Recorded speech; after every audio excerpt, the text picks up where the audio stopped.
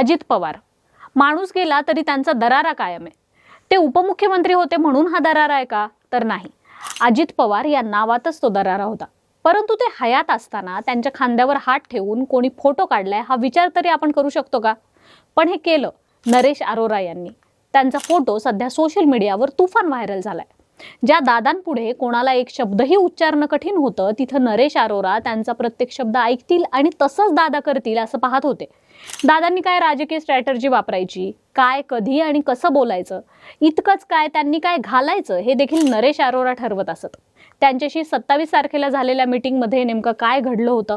रोहित पवार दादांच्या घातपाताच्या शक्यता वर्तवतायत. ते जरी सरळ सरळ नरेश अरोरा यांचं नाव घेत आरोप करत नसले तरी त्या सगळ्या घटनाक्रमात सतत त्यांचा उल्लेख अनेक प्रश्न उपस्थित करतोय. कोण आहेत हे नरेश अरोरा? त्यांचं एवढं दादा का ऐकत होते? काय आहे हा सगळा प्रकार जाणून घेऊयात या व्हिडिओच्या माध्यमातून. नमस्कार, मी अनुजा आणि तुम्ही पाहताय कार्यारंभ. राष्ट्रवादी काँग्रेस हा पक्ष एकसंघ होता तेव्हाही आणि नंतर तो शरद पवारांपासून वेगळा झाला तेव्हाही हवा फक्त दादांचीच आणि दादांच्या जगण्यातल्या आणि बोलण्यातल्या मोकळेपणाची होती. अजितदादा जेव्हा एकनाथ शिंदे आणि देवेंद्र फडणवीस यांच्याशी युती करत सरकारमध्ये उपमुख्यमंत्री म्हणून गेले तेव्हापासून त्यांच्या वागण्या बोलण्यात अनेक बदल अनेकांनी पाहिले.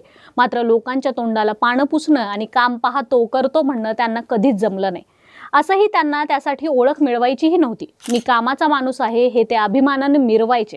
मग अशा माणसाच्या आयुष्यात आले नरेश अरोरा. डिझाईन बॉक्स नावाची पॉलिटिकल PR कंपनीचा मालक असलेले हे नरेश अरोरा राजकीय सल्ला देणारी ही कंपनी आहे. या कंपनीनं विधानसभेच्या निवडणुकीत अगदी उमेदवार निवडीपासून ते दादांच्या कपड्यांपर्यंत सल्ले द्यायला सुरुवात केली. सुरुवातीला काही वरिष्ठ नेत्यांना नरेश अरोरा यांचा हा पक्षातील वावर नकोसा झाला होता. काही जणांना तर विधानसभा निवडणुकीत यशच मिळू नये ज्याने हा नरेश अरोरा राष्ट्रवादीच्या मानगुटावरून जाईल असं वाटत होतं. मात्र तेव्हा अजितदादांच्या लेखी तो म्हणेल ते योग्य होतं. त्यांनी इतरांच्या तक्रारी ऐकल्या नाहीत असं खासगीत आता बोललं जात आहे. मात्र विधानसभा निवडणुकीत 41 आमदारांनी विजयाचा गुलाल उधळत अजितदादांना हवं असलेलं यश संपादन करून दिलं ते नरेश अरोरा यांनीच. त्यामुळे नरेश अरोरा यांनी अजितदादांच्या राहण्यात, बोलण्यात, निर्णय घेण्यात केलेल्या बदलांना अजितदादाही आपसूक स्वीकारत राहिले. मग उमेदवार कोणता निवडायचा, कोणाला तिकीट द्यायचं, कोणाला कुठून उभं करायचं, इथपासून ते अगदी अजितदादांनी पांढरे कपडे सोडून आता गुलाबी जॅकेट घालावं इथपर्यंत अजितदादा त्यांचं ऐकत गेले. अनेकदा मुलाखतीमध्ये या गुलाबी जॅकेटवरून त्यांना अनेक प्रश्न विचारण्यात आले. मात्र त्यांनी कधीही हे मान्य केलं नाही की मी एक PR एजन्सीसाठी हे सगळं करतोय, मी त्यांचं ऐकतोय, मी काय घालावं हे ती PR एजन्सी ठरवतीये. यानंतर पक्ष आपली कामे करत गेला. सत्तेमध्ये अजितदादा तर होतेच. अनेक योजना, कामाचा सपाटा या सगळ्यामुळे ते अधिकाधिक लोकप्रिय होत गेले. मात्र अजितदादांचा जो स्वभाव आहे त्यानुसार कोणाचाही अति हस्तक्षेप त्यांना कधीच रुचला नाही. नरेश अरोरा यांची देखील अति लुडबुड दादांना आवडत नव्हती असं रोहित पवार यांच्या म्हणण्यानुसार सध्या तरी जाणवतंय.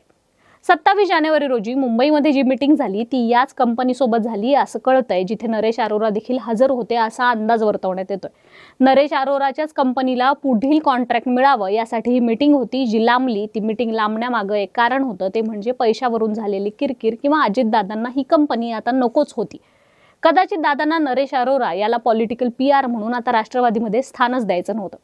मात्र राष्ट्रवादीच्या काही नेत्यांची इच्छा नरेश अरोरा यांनाच PR पर्सन करावं अशी होती. असं सांगितलं जातं की यामुळेच ही मीटिंग लांबली आणि एक फाईल देखील अजितदादांकडे सहीसाठी येणार होती. यामुळे मुंबईत त्यांचा जास्त वेळ गेला आणि हेच एक कारण ठरलं ज्यामुळे अजितदादांनी ऐनवेळी खासगी विमान आरक्षित करून विमानाने बारामतीला जाण्याचं निश्चित केलं. रोहित पवार यांनी जे 8 प्रश्न गौप्यस्फोट करताना विचारले त्यामध्ये नरेश अरोरा यांचं सरळ सरळ नाव न घेता अनेक गोष्टींकडे इशारा केलाय. मग नरेश अरोरा आणि अजित पवार यांच्यातच काही वाद झाले होते का? दादांना उशीर व्हावा म्हणून मुद्दाम ही मीटिंग लांबवण्यात आली का? ऐनवेळी विमानाचा पायलट बदलला गेला, या सगळ्या मागे कोणती कॉन्स्पिरसी थेरी आहे का? हे शोधणं तर महत्त्वाचं आहे, कारण राज्याने एक उपमुख्यमंत्री आणि कामाचा माणूस गमावलाय. ज्या दादांच्या राष्ट्रवादीने नरेश अरोरा याला कोट्यावधींचं कंत्राट दिलं तोच नरेश अरोरा दादांच्या अंत्ययात्रेला गॉगल लावून आला. त्यावर मिटकरी यांनी त्याच्यावर संशय व्यक्त करत अंत्यविधीत कोणी गॉगल घालून येतं का असं म्हटलंय. दादांच्या राष्ट्रवादीला गुलाबी रंगात रंगवून नरेश अरोरा आपले वेगळेच ध्येय साध्य करत होते का? की नरेश अरोरा नामक व्यक्तीला अजितदादांच्या आयुष्यात पेरण्याचं काम कोणी इतर करत होतं? अजितदादानंतर त्यांच्या उपमुख्यमंत्री पदावर आता सुनेत्रा पवार बसणार आहेत हे देखील नरेश अरोरा यांनीच प्रसार माध्यमांना सांगितलं, जेव्हा की नरेश अरोरा हे राष्ट्रवादीच्या कोणत्याही अधिकृत पदावर नाहीयेत. हे सगळं का घडलं किंवा अजूनही हे सगळं का घडतंय? अनेक प्रश्न दादांचे कार्यकर्ते, सामान्य जनता आणि विरोधात असले तरी दादांविषयी प्रेम असलेले अनेक जण विचारतात. याने दादा परत येणार आहेत का? तर ते आता कधीच शक्य नाही. मात्र जर खरंच दादांबाबतीत असे काही कटकारस्थानं झालेले असतील, ज्याने कोणी हे केलंय त्याला शिक्षा तर मिळायलाच हवी. बाकी तुम्हाला या सगळ्याविषयी काय वाटतं हे कमेंट बॉक्समध्ये नक्की सांगा. कार्यारंभवर नवे असाल तर सबस्क्राईब करा, व्हिडिओ लाईक आणि शेअर करा. कार्यारंभ डिजिटल या इन्स्टा आणि फेसबुक पेजलाही लाईक करा, फॉलो करा. धन्यवाद.